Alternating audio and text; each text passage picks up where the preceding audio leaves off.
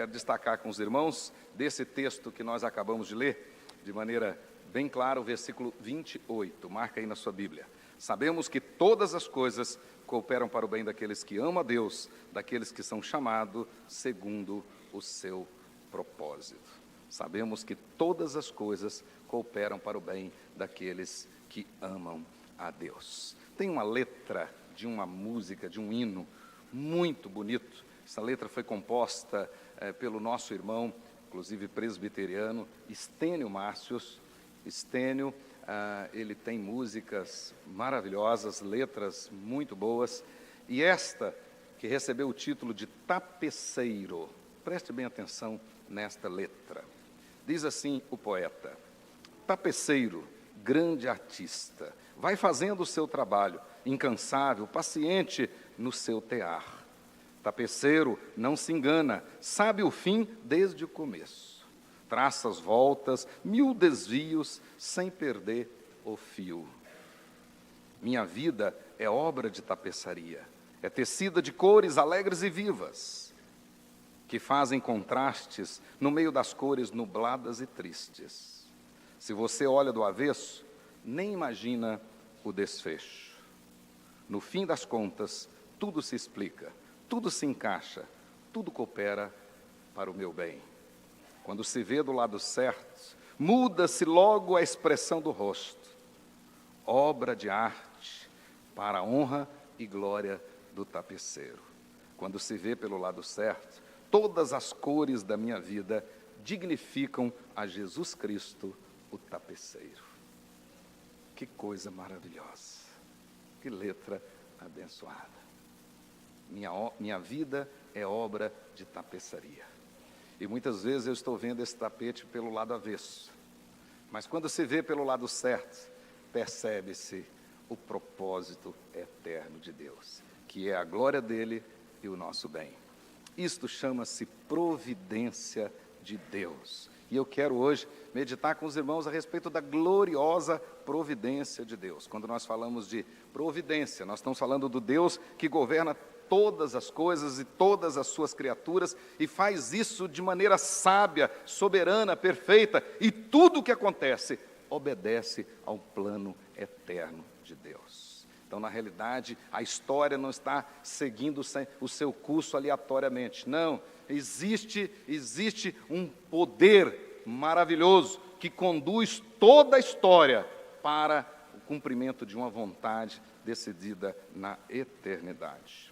Entretanto, meus queridos irmãos, nem sempre nós conseguimos entender os planos de Deus. Muitas vezes eles transcendem a nossa capacidade de entendê-los. Muitas vezes os planos de Deus não são claros, nós não conseguimos entendê-los com clareza.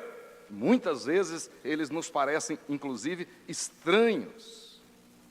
Como eu disse, e a música, esta letra diz isso, muitas vezes estamos passando por lutas e dificuldades na nossa vida e nós estamos enxergando o tapete pelo lado avesso. A resposta a todas essas coisas só é possível através da doutrina da gloriosa providência de Deus. Certamente uma das doutrinas bíblicas mais consoladoras, uma das doutrinas que tem condições de mais consolar os nossos corações em meio às nossas lutas, em meio às nossas dificuldades. Por isso que o apóstolo Paulo, depois de ter falado de doutrinas poderosíssimas aqui na carta aos Romanos, que recentemente nós estudamos aqui na igreja, ele chega dizendo: todas as coisas cooperam para o bem daqueles que amam a Deus. Deus está no controle de todas elas. Entretanto, meus queridos irmãos, o tema da providência de Deus, ele envolve grandes e profundos mistérios, que estão, de fato, além da nossa capacidade de compreensão. A doutrina da providência de Deus fala sobre o seu governo, a sua direção, a manutenção da ordem que Ele mesmo criou. Ou seja, a doutrina da providência de Deus fala da maneira muito sábia de Deus, segundo a sua livre e imutável vontade, o conselho da sua própria vontade, como o grande Criador de todas as coisas, para o louvor da sua própria glória. Deus sustenta, dirige, dispõe e governa todas as suas criaturas, todas as ações delas, desde as menores até as maiores.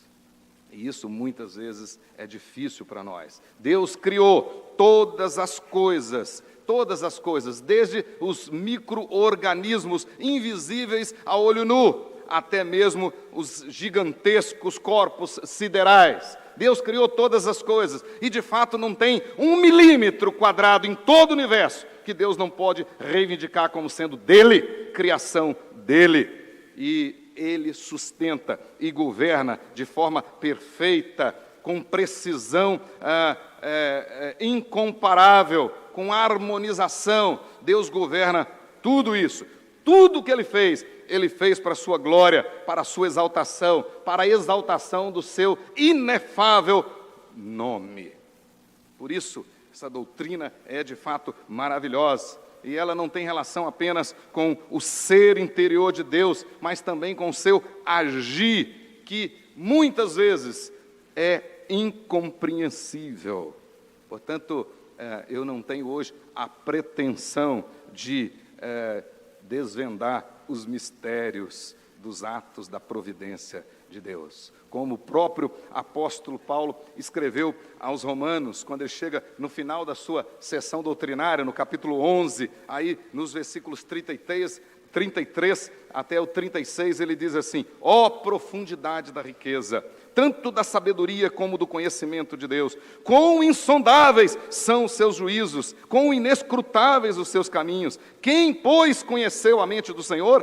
Quem foi o seu conselheiro? Quem primeiro deu a ele para que lhe venha a ser restituído? Porque dele e por meio dele e para ele são todas as coisas. Portanto, a ele seja a glória, agora e eternamente. Amém, amém. Muitas vezes o agir de Deus é incompreensível, como Jó, por exemplo, no momento da sua dor, no momento da sua angústia, ele chegou a dizer: com a sua voz troveja Deus maravilhosamente, fez grandes coisas que nós não compreendemos. Jó 37, verso 5. Deus fez grandes coisas que nós não compreendemos. Quando a gente estuda a gloriosa providência de Deus, tem muita coisa que transcende a nossa capacidade. E aí nós precisamos apenas descansar na sabedoria, na soberania, na justiça, na bondade, na benevolência, nesses atributos do ser de Deus, do caráter de Deus, porque tudo que Deus faz é bom, tudo que Deus faz é perfeito, e a maneira como Ele controla e governa todas as coisas boas e perfeitas que Ele criou, é de fato sábia. Por isso que nós precisamos descansar. A doutrina bíblica da providência, nós declaramos através dela que tudo que Deus criou, Ele sustenta e governa.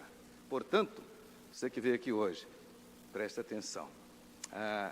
O mundo não só dependeu de Deus para existir, como ele continua dependendo de Deus para manter a sua existência. Então, na realidade, olha bem, Deus não foi apenas o grande arquiteto do universo. Ele foi, sim, o grande arquiteto do universo, mas Ele é o sustentador e o governante de todo o universo. Isso faz toda a diferença. E quando nós pensamos dessa maneira, nós nos lembramos do apóstolo Paulo agora, naquele sermão poderosíssimo de Atos, capítulo 17, lá no Areópago, em Atenas, quando ele diz assim: pois nele vivemos, nos movemos e existimos. O universo e nós. Vivemos em Deus, nos movemos nele, existimos por causa dele.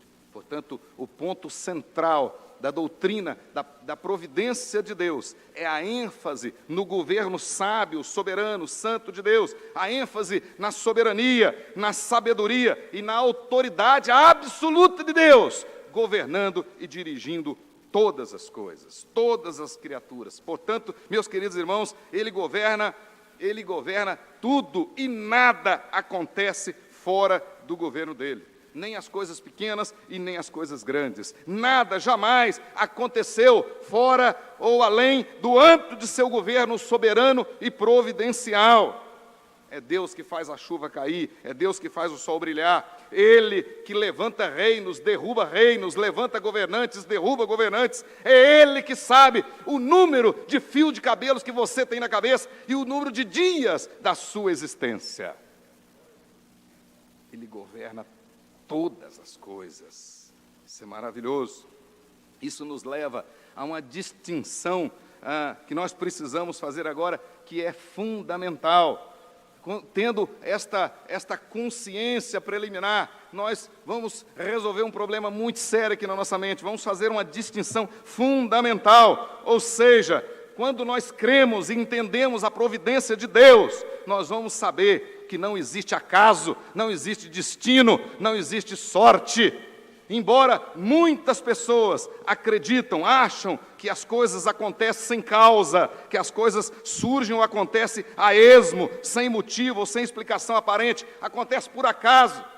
Muitas pessoas acreditam nisso, outras tantas acreditam que as coisas acontecem por uma força superior. Ou seja, independente daquilo que nós venhamos a fazer, elas vão acontecer por causa de um fatum. Ou seja, muitas pessoas, elas defendem essa filosofia chamada fatalismo ou destino. Isso é o destino. Independente de você fazer isso ou aquilo, seu destino é esse. E vai acontecer porque esse é o seu destino. Então eles acreditam no destino, em horóscopo, em uma série de outras coisas. E dizem, independente do que façamos, essas coisas vão acontecer. Mas não é assim. Na realidade, a Bíblia não concorda com nenhuma dessas crenças. Nem com a crença do acaso, que as coisas acontecem sem motivo. Não, nós defendemos que toda causa tem um efeito, todo efeito tem uma causa. E a única causa não causada é Deus, nada causou Deus. Ele causa todas as coisas, para fora dele, ex opera. Portanto, tudo tem um sentido nesse universo, tudo. E também não cremos, e a Bíblia não ensina, o fatalismo, ou seja, o destino.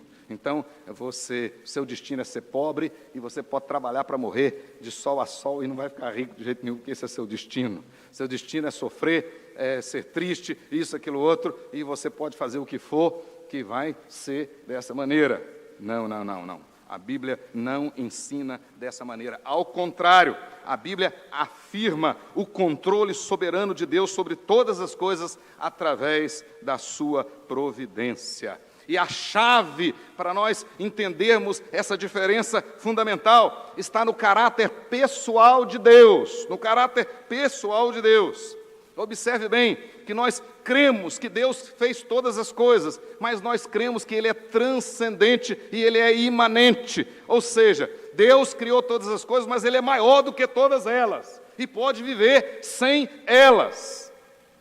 Na realidade, Deus nos criou, mas Ele é maior do que nós e pode viver sem nós. Isso é transcendência. Mas nós defendemos também a doutrina da imanência, ou seja, Ele criou todas as coisas, mas não abandonou a obra criada. Ele cuida de tudo aquilo que Ele criou. Portanto, em todos os lugares do mundo, em toda a obra criada, Deus está presente e controla todas as coisas. E até hoje, Deus continua trabalhando no governo e no controle de todas as coisas, conduzindo todas as suas criaturas, os justos e os ímpios, todos, para o cumprimento da sua vontade. A Bíblia tem um episódio interessante. Quando os fariseus começaram a questionar Jesus sobre Ele curar no sábado, Jesus então vai explicar que o descanso de Deus ao final da obra da criação não significa que Deus agora deitou no seu berço esplêndido e fica dormindo e descansando. Não. Quando a Bíblia diz que Ele fez todas as coisas em 6 dias e descansou no 7º, significa que no seu decreto eterno, a obra da criação encerra-se no 6º dia. Mas o trabalho de Deus não encerrou. Ou seja, o que significa é que Deus não cria hoje, Ele já criou todas as coisas e tudo que Ele criou é bom. Ele mesmo disse isso. Entretanto, Deus continua trabalhando. Jesus explica isso para os fariseus. Jesus diz lá, capítulo 5 de João, versículo 17, meu Pai trabalha até agora e eu também trabalho. Portanto, no sexto dia, podemos dizer, dentro do decreto eterno de Deus, o decreto da criação, da redenção e da providência, no sexto dia, encerra-se o decreto da criação, de fato. Então Deus descansou, ou seja, concluiu a obra, aquilo Ele acabou, não mexe mais. Mas o trabalho de Deus não terminou. Ele continua agora sustentando, governando, dirigindo toda a obra criada. E Jesus disse, e eu trabalho até agora. João 5,17. Ele continua trabalhando ainda hoje. Como? Ou seja, sustentando, governando e dirigindo todas as coisas para um determinado fim. Todas as coisas para um determinado fim. Então, não tem nada aí por acaso. Não tem nada aí sem propósito. Não tem nada no universo inteiro sem um sentido. Não tem. A gente pode não entender. Pode, por algum momento na nossa vida, estar observando o tapete pelo lado avesso. Mas o tapeceiro sabe o fim desde o começo. É isso que a Bíblia diz. Então, quando a Bíblia se refere a Deus como o alfa e o ômega, Ele sabe o fim desde o começo. Nunca houve, queridos irmãos, um tempo que Deus soubesse menos. E nunca haverá um tempo que Deus saberá mais. Deus sempre teve conhecimento absoluto de todas as coisas. Todas as coisas. Por isso é que nada pega Deus de surpresa. Nada. Pois bem, esse caráter pessoal de Deus, né? este envolvimento de Deus com a sua obra criada. Tem uma filosofia chamada deísmo, que acredita que Deus, até acredita que Deus criou todas as coisas, mas que Ele teria criado todas as coisas como um grande relógio, e deu corda e foi embora, e hoje todo o universo funciona por suas leis naturais. Mas não é isso que a Bíblia ensina. O universo precisou de Deus para existir, porque a Bíblia diz que ter fé é você crer que Deus, pela palavra, trouxe à existência aquilo que não existia. E do nada Deus fez todas as coisas. Isso é fé, e nós cremos assim. Portanto, o universo dependeu de Deus para existir, e continua dependendo de Deus para manter a sua existência. E Deus então se envolve com toda a sua obra criada, com o objetivo de preservá-la, de controlá-la, de dirigir todas as coisas. Abra aí a sua Bíblia, veja comigo, marque aí na sua Bíblia. Você vai precisar desse texto em muitos momentos da sua vida. Daniel, olha a consciência daquele profeta. Daniel, capítulo 4, versículo 35. Olha o que ele diz e como a gente vai poder aprofundar nesse entendimento da grandiosa providência de Deus. Daniel 4,35 diz assim, todos os povos da terra são como nada diante de Deus. Ele age como lhe agrada, com seus exércitos dos céus e com os habitantes da terra. Ninguém é capaz de resistir à sua mão, nem de dizer-lhe, o que fizeste? Deus governa todas as coisas e não pede opinião para ninguém. Como diz o apóstolo Paulo no texto de Romanos 11. Quem deu conselho para ele? Quem ensinou alguma coisa para ele? Quem disse para ele que estava errado isso ou aquilo, que precisava fazer isso ou fazer aquilo outro? Então, quando a gente entende a grandiosa doutrina da providência, até o nosso compromisso com a oração, a maneira de orar muda, porque na realidade a oração nunca teve e não tem o objetivo de mudar os planos de Deus, porque os planos de Deus são imutáveis. E também a oração não tem o objetivo de informar Deus de nada, porque Ele sempre soube de tudo. Qual é o objetivo da oração como meio de graça? O objetivo da oração como meio de graça é fazer-nos conformar, é nos conformar com a vontade soberana, sábia, eterna, imutável do nosso Deus, que controla todas as coisas. Aleluia! Esta é a verdade, é isto que enche o nosso coração dessa verdade, dessa certeza de que Deus continua assentado no alto e sublime trono e governando todas as coisas.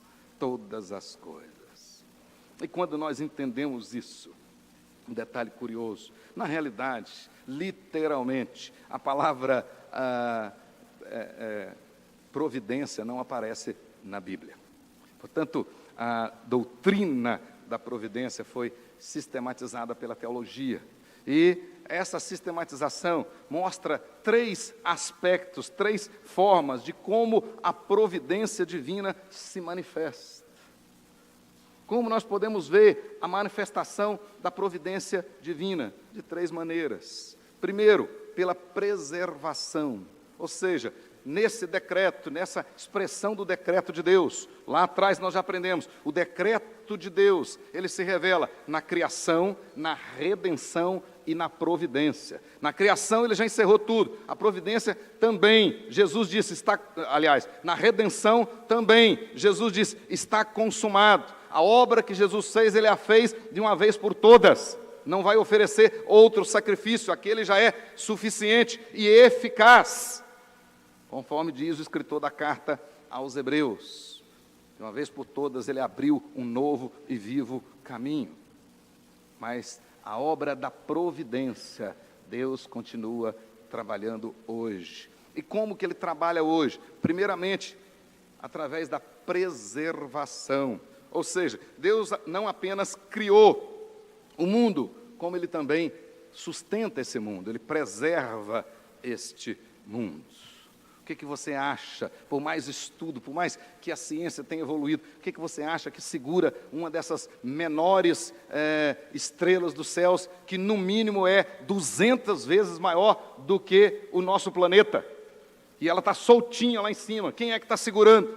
É o poder de Deus. Quem é que organiza tudo isso? Quem é que organiza o ano para, ano após ano, ter esta quantidade de dias e funcionar dessa maneira, com essas horas, e assim por diante?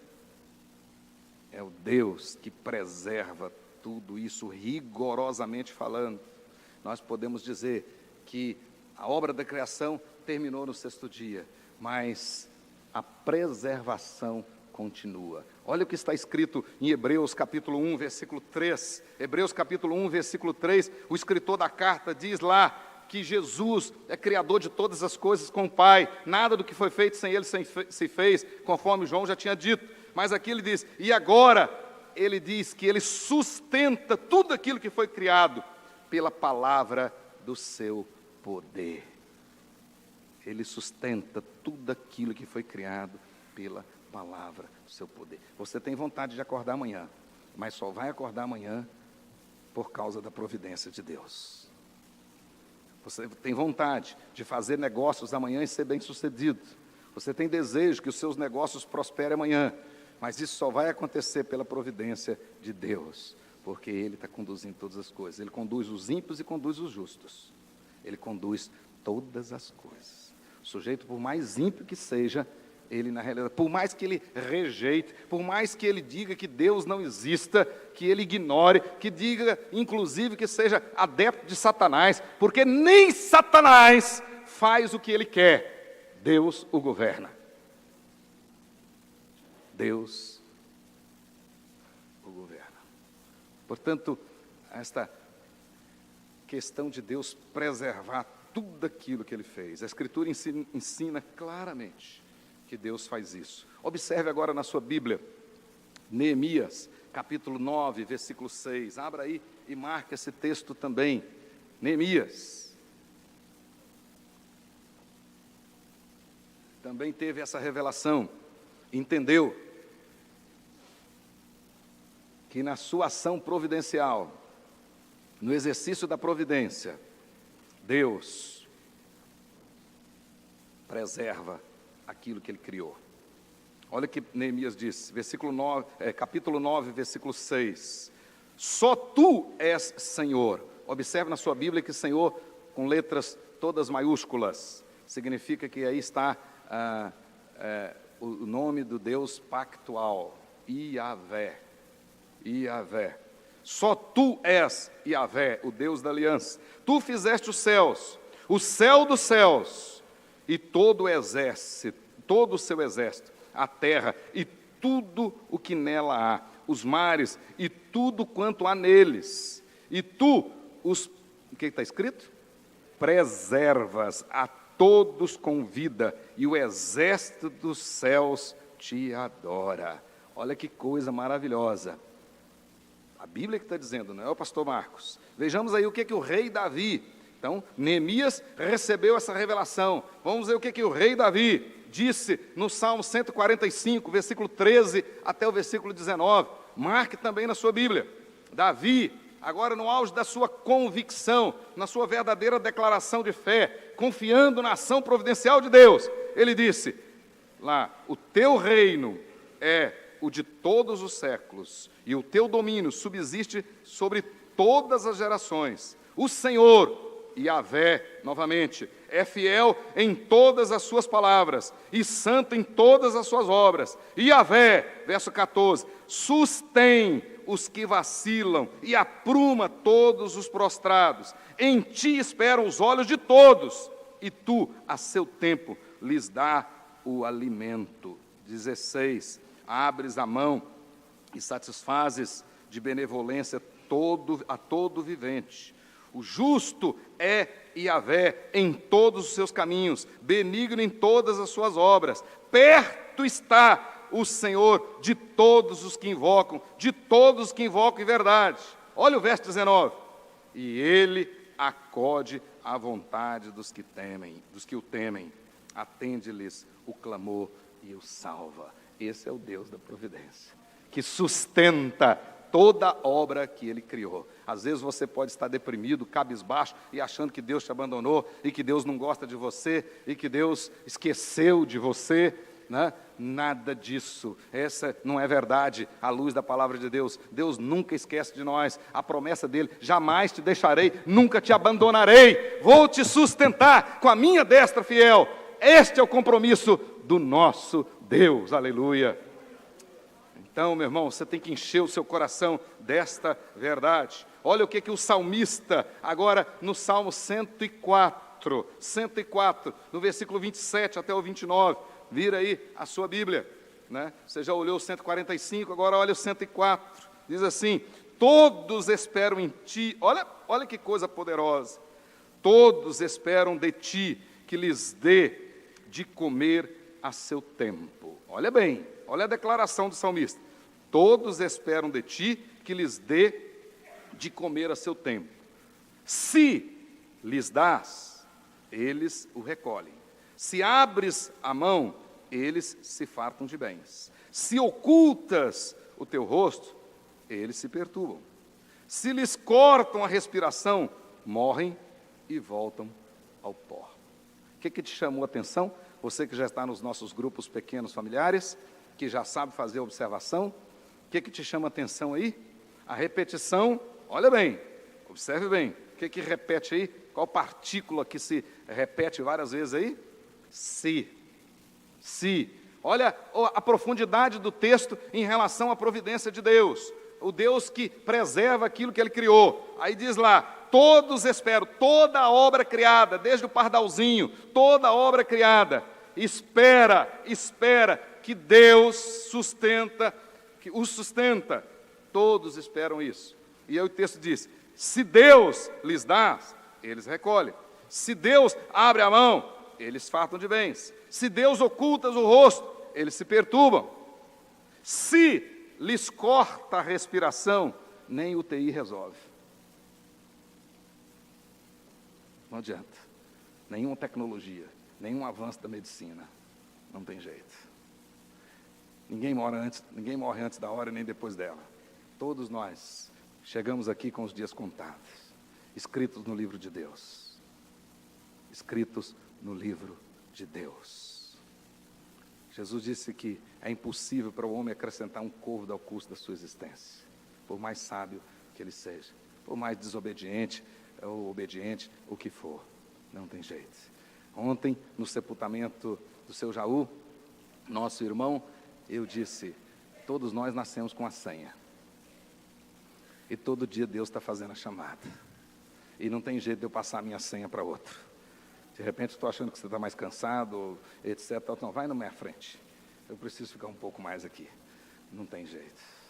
Não tem jeito. Por mais importante que eu acho que eu seja, na hora que chegar o meu momento eu vou. Por mais insubstituível que eu penso que seja, no meu momento eu vou. Porque Deus não olha para isso. Ele olha para o seu propósito eterno. Esta é a grande verdade. Então, agora, observe bem o que Jesus disse. Então, nós já vimos o que o salmista Davi, o que o outro salmista disse. Agora, o que Jesus disse? Observe bem, Mateus capítulo 6, versículo 26. Ele diz assim: observai as aves dos céus, não semeiam, nem colhem, nem ajuntam em celeiros. Contudo, o vosso Pai as sustenta. É a mesma palavra para preservar. As preserva, sustenta. Né? E acrescentou mais tarde, Mateus 10, 29, versículo 30. Não se vendem 2 pardais por um asse. A asse era a menor e menos valiosa moedinha romana. Era uma moedinha de latão, né? De zinco, de cobre, aliás, bem sem valor. Então, Jesus está dizendo, né, claramente aí, não se vendem 2 pardais por um asse, ou seja, pardalzinho, economicamente não tem valor. Muito baratinho, né? Agora, contudo, nenhum deles cairá em terra sem o consentimento do vosso Pai. E quanto a vós outros, até os cabelos todos da cabeça estão contados. Experimente contar os cabelos da sua cabeça. Mas Deus sabe. Então por que você fica reclamando? E por que você fica aí murmurando e achando que Deus esqueceu de você? Deus cuida de você. Ele sabe tudo a seu respeito. Ele te sustenta. Coloque isso no seu coração. Erga a cabeça. Erga a cabeça. Deus está contigo, Ele não te abandona. Segunda coisa que a teologia nos ensina é que é a doutrina gloriosa da providência de Deus. Além de representar a preservação, também a teologia chama de concorrência. Só que a palavra concorrência aqui é usada como concursos, ou seja, tem relação aqui, refere-se às ações conjuntas de Deus e os seres humanos. Ou seja, a soberana providência de Deus está acima e além das ações humanas. Ele opera a sua vontade por meio das ações humanas. Por isso que Ele dirige também as nossas ações. Ele dirige as ações dos justos, mas dirige também as ações dos ímpios. Isto é providência de Deus, embora Ele esteja acima delas. Ou seja, de fato, Deus age na vida de todo mundo. E Ele age de tal forma, e aí tem algo misterioso, de tal forma que Ele não é o responsável pelo pecado e, ao mesmo tempo, Ele nem tira a responsabilidade do homem por causa do pecado dele. Mas Deus dirige todas as ações de suas criaturas. Nenhuma criatura faz de sua própria vontade qualquer coisa que Deus não tenha planejado. O exemplo mais contundente nas Escrituras, tem muitos, mas que vocês todos sabem, desta concorrência, desse concurso, ou seja, Deus agindo através das ações dos homens, inclusive através do pecado. Embora Ele não seja responsável pelo pecado, mas Ele até age através do pecado. O exemplo mais contundente disso é a história de José. A história de José do Egito, o exemplo mais claro que nós podemos encontrar nas Escrituras. Apesar de os irmãos de José de serem verdadeiramente culpados, eles foram culpados, eles odiaram o seu irmão e venderam o seu irmão e fizeram mal contra José, né? Na realidade, estava operando através deles a providência de Deus. A providência de Deus, inclusive através do pecado deles. Mais tarde, cerca de 22 anos mais tarde, o próprio José declarou isso. Observe bem que naquela época que os irmãos odiavam José, eles bateram em José, jogaram José naquela cova e queriam matá-lo. Depois mudaram de ideia, resolveram vendê-lo, e vendê-lo como escravo. E depois disseram para o pai que ele tinha morrido. Deixaram o pai sofrer e chorar o luto por José 22 anos. 22 anos. Olha o tamanho da covardia, olha o tamanho da ação pecaminosa daqueles irmãos. Mas 22, acho que dá 22, ele tinha 17, né? 17, ele assume o governo, com 30 deu 13, né? Os 7 primeiros anos de fartura, 13 com 7, 20, e mais 2 anos de fome, porque tinha 2 anos de fome na terra, quando os irmãos vão ao Egito. Portanto, 22 anos depois, José vai encontrar com seus irmãos, e olha o que ele diz, marca aí na sua Bíblia, para você entender isso. Gênesis 45, verso 5. Olha que coisa maravilhosa. O próprio José falando para os seus irmãos: agora, pois, não vos entristeçais, nem vos irriteis contra vós mesmos, por me haverdes vendido para aqui. Olha bem, porque para a conservação da vida, Deus me enviou adiante de vós. Olha bem, os irmãos pecaram, mentiram, foram covardes, foram maus, foram ímpios. Mas agora, próprio José tinha entendido que a mão invisível de Deus, nem naquela ação pecaminosa, abandonou. Até aquela ação, Deus conduziu. Isso é concorrência. Isso é concorrência. Então você não precisa ficar preocupado. A Bíblia diz: quando mentindo disserem todo mal contra vós, regozijai-vos, que é grande é o vosso galardão nos céus. Não precisa, Deus está no controle, Deus sabe de todas as coisas. E José falou isso, Gênesis 45, verso 5. E depois, um pouquinho mais tarde, ainda no mesmo contexto da história, capítulo 50, versículo 20, José diz: vós, na verdade, intentastes o mal contra mim, ponto e vírgula. O que está escrito aí? Porém, Deus o tornou em bem. Então, nesse sentido, você pode viver até a filosofia do poeta capixaba: vem quente que eu estou fervendo. Não precisa preocupar, né? Porque aqueles que...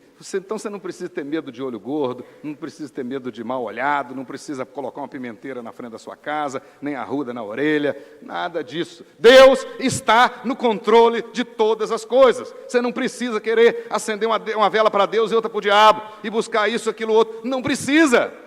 Deus está no controle. E Ele, de fato, agora você entende o nosso texto.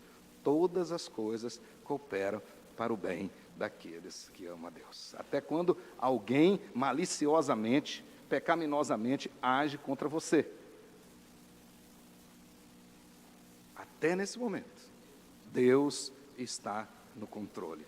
Observe esse caso, né? Os irmãos agiram dessa maneira, mas Deus. Outro caso clássico que a Bíblia fala é o caso de Judas Iscariotes. Olha que coisa terrível, que coisa feia, absurda. Ele entregou o próprio Senhor Jesus, ele traiu o próprio Senhor Jesus, ele vendeu Jesus. Ele vendeu.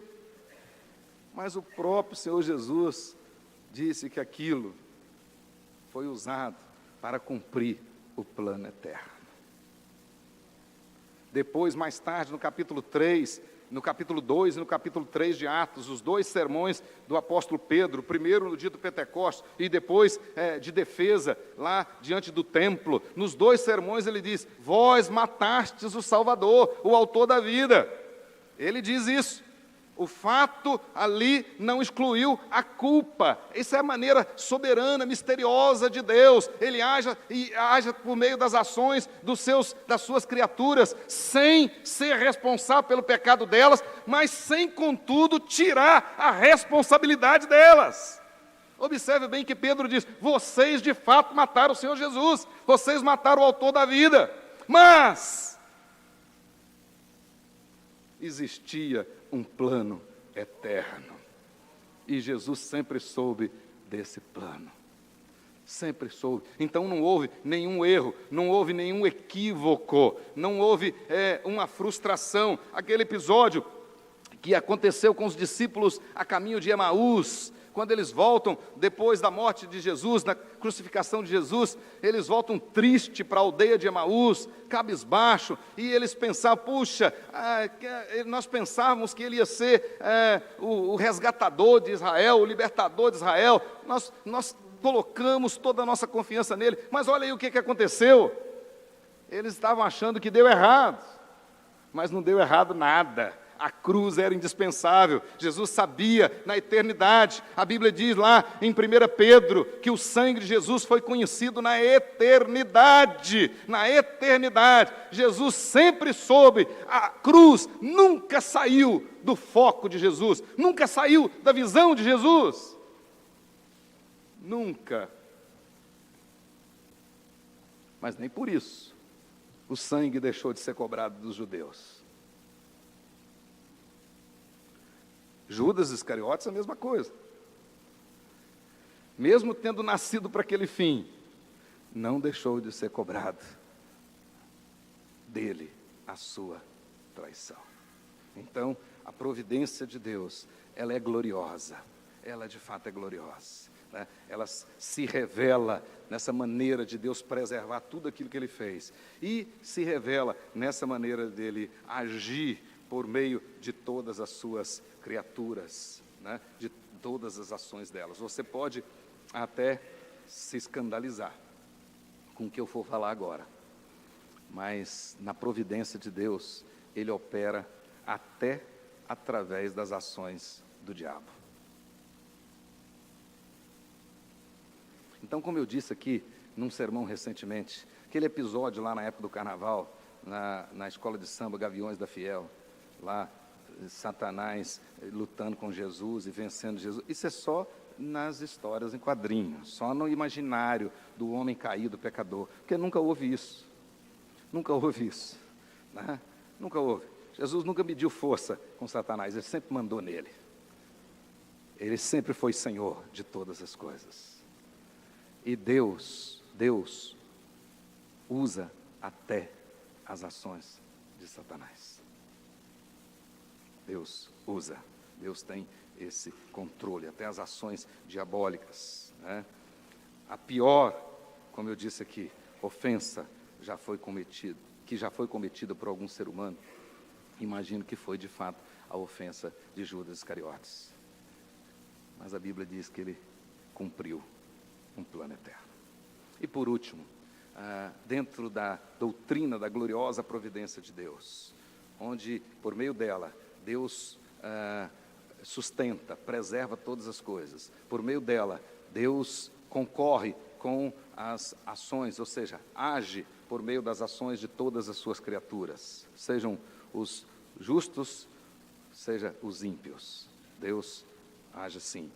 Por último, Deus revela a sua doutrina, a sua gloriosa providência, através do seu sábio governo, governando todas as coisas, mas todas mesmo.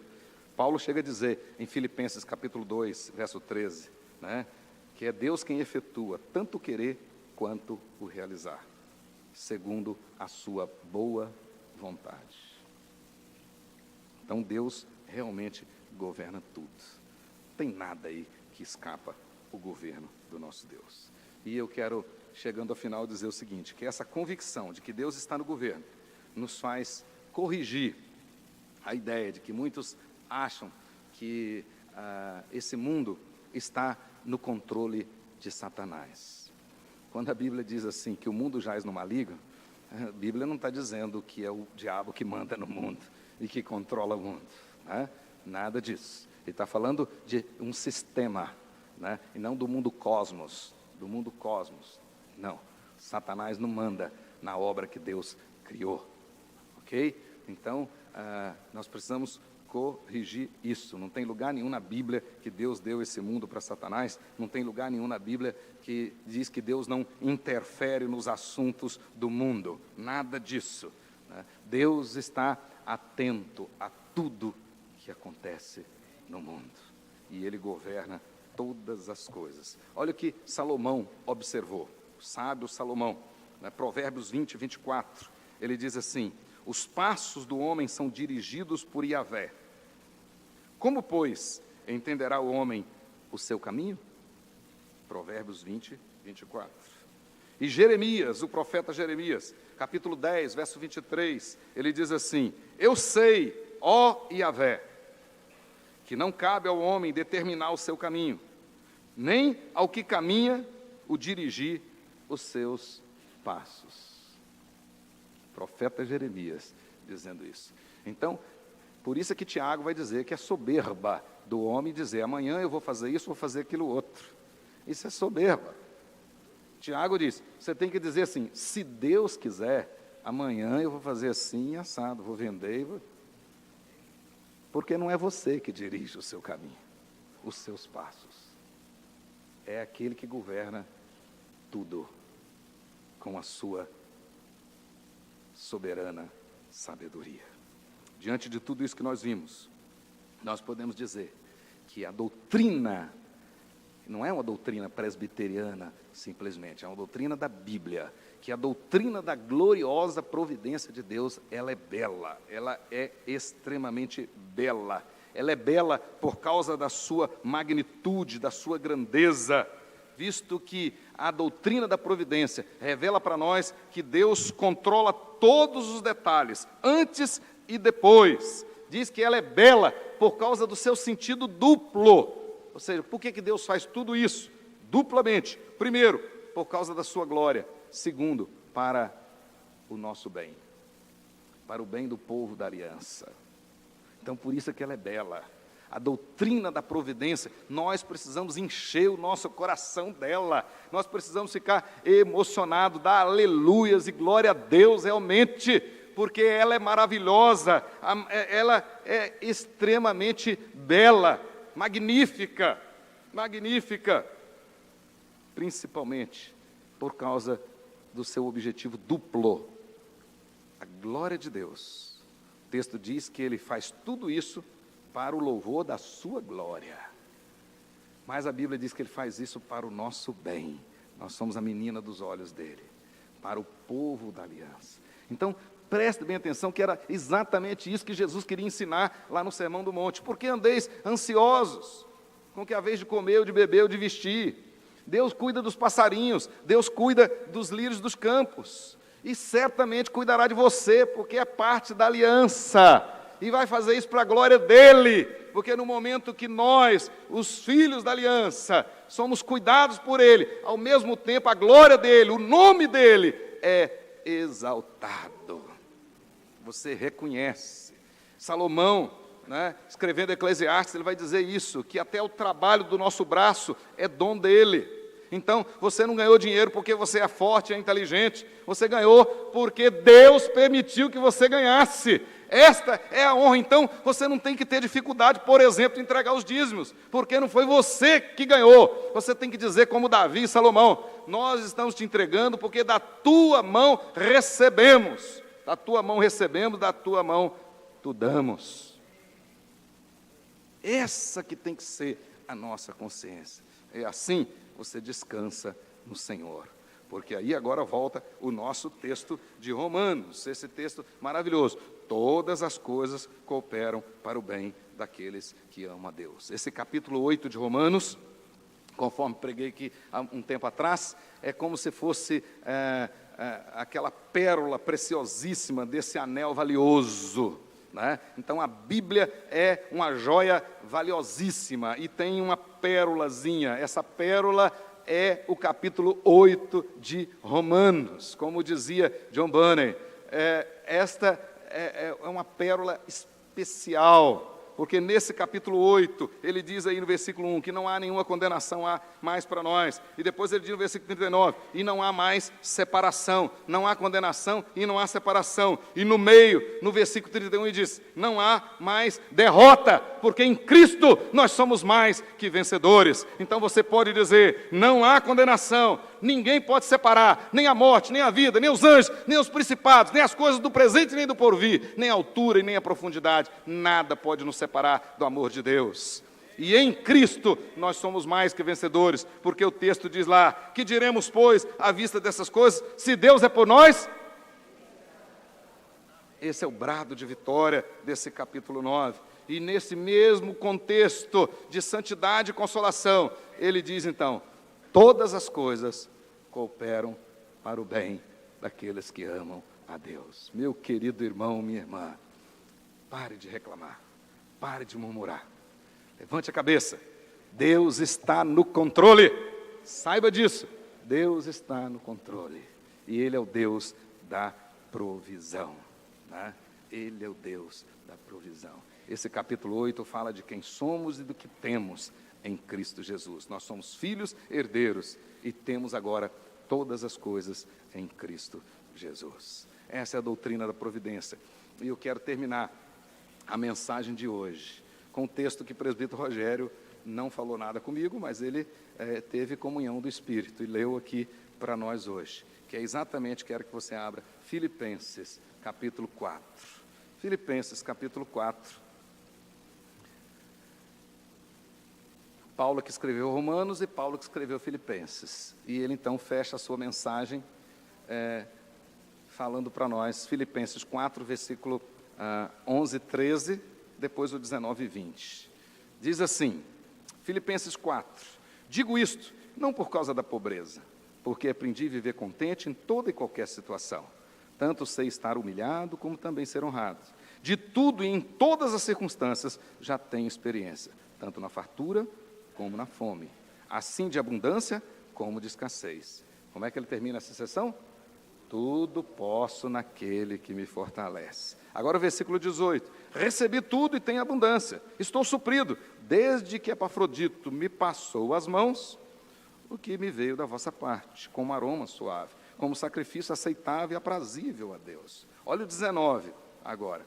E o meu Deus, que é o meu também, segundo a sua riqueza e glória, há de suprir em Cristo Jesus cada uma de vossas necessidades.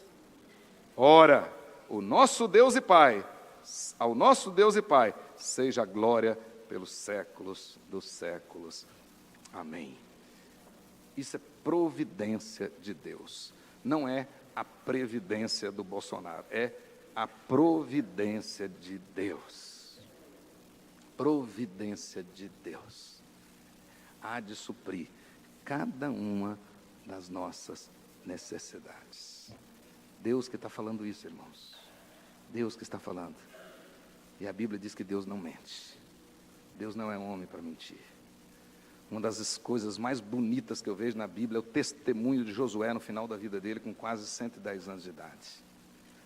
Ele chama o povo para renovar a aliança e diz assim: nenhuma das promessas de Deus caiu por terra. Portanto, eu e a minha casa serviremos ao Senhor. Aleluia, irmãos! Esse é o Deus da providência. Glória a Deus. Pode dar um aleluia e um glória a Deus. E saia daqui hoje com essa convicção. Deus não cochila, Deus não dorme.